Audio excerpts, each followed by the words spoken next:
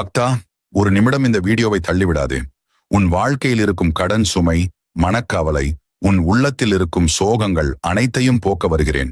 நான் உன் முருகன், உன் பக்தனாகிய உன்னோடு பேசுகிறேன்.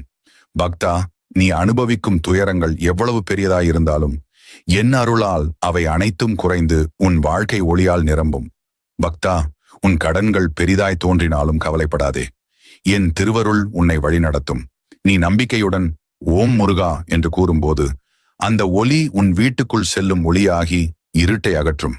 உனது குடும்பத்திற்குள் அமைதி வரும், சிக்கல்கள் அகலும், மனக்கவலை தீர்ந்து உன் இதயம் ஆனந்தத்தில் மலரும். பக்தா, நீ இன்று இந்த வீடியோவை பார்க்கும் நேரத்தில் உன் வாழ்க்கையில் ஒரு புதிய துவக்கம் நடந்து கொண்டிருக்கிறது. அந்த துவக்கம் உன்னை உயர்வு அடைய செய்யும். நீ உன் மனதில் ஓம் முருகா என்று எழுதி வைக்கிறாய் என்றால் உன் வாழ்வு மகிழ்ச்சியாலும் செழிப்பாலும் நிரம்பும். அதனால் பக்தா,